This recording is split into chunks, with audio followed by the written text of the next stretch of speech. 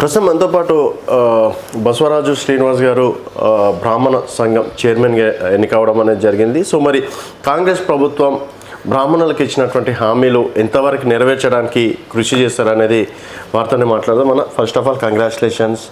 మొత్తానికి బ్రాహ్మణులను కూడా గుర్తించి ఒక కార్పొరేషన్ చైర్మన్ నియమించడం అనేది జరిగింది. ఎట్లా అనిపిస్తుంది అనే ఈరోజు కాంగ్రెస్ పార్టీ మీకు ఇంత పెద్ద అవకాశాన్ని ఇవ్వడం? చాలా సంతోషంగా ఉంది.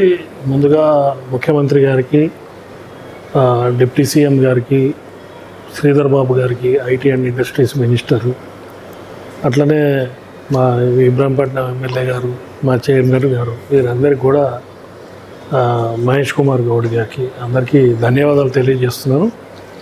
సరే, రాష్ట్ర ఆర్థిక పరిస్థితి అదంతా కూడా మీ అందరికీ తెలుసు.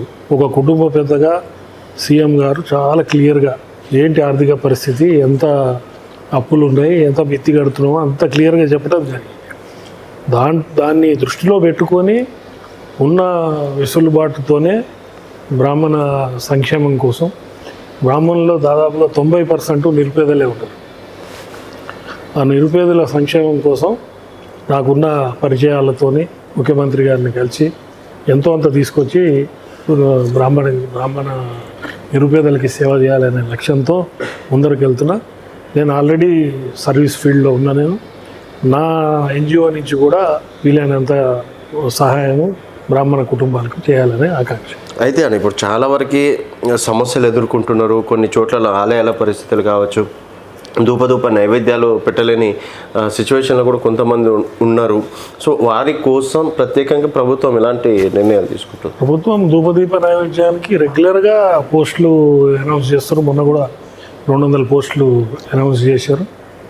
ధూపదీప నైవేద్యంలో దాదాపుగా 26 కులాల వాళ్ళు కూడా దాంట్లో ధూపదీప నైవేద్యంలో గ్రామ దేవతలు అవి పూజలు చేయటానికి అట్లా మనకి దేవాదాయ ధర్మాదాయ శాఖలో కూడా అర్చకులకి ఎగ్జామ్ అయితే ఓన్లీ బ్రాహ్మణులే అర్చకులు ఉండాలి అనే ఎగ్జామ్ పెట్టారు.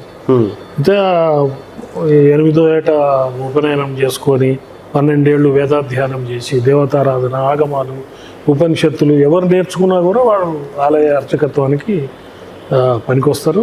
ఆ రేంజ్లోనే ఇప్పుడు దాదాపు 26 కులాలు రావటం జరిగింది. పోస్టులు క్రియేట్ చేయటం జరుగుతుంది.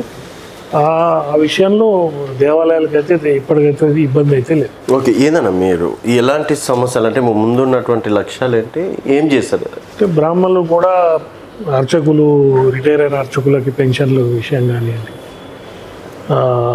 తర్వాత ఇప్పుడు అట్రాసిటీస్ ఎక్కువ అవుతున్నాయి బ్రాహ్మణుల మీద కూడా అట్రాసిటీస్ యాక్ట్ లాగా, అంటే హేట్ స్పీచ్ మీద ముఖ్యమంత్రి గారు పెడితే అది సెలెక్ట్ కమిటీకి వెళ్ళింది.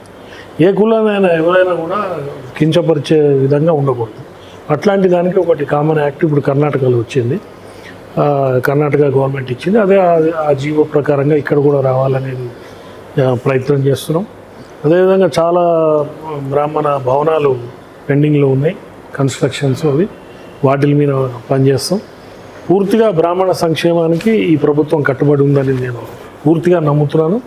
మాకు చాలా ముఖ్యమైన మనిషి శ్రీధర్ బాబు గారు గవర్నమెంట్లో, వారి నాయకత్వంలో డెఫినెట్గా సంక్షేమం గురించి పనిచేస్తాం. ఓకేనా, థ్యాంక్ యూ. Thank you.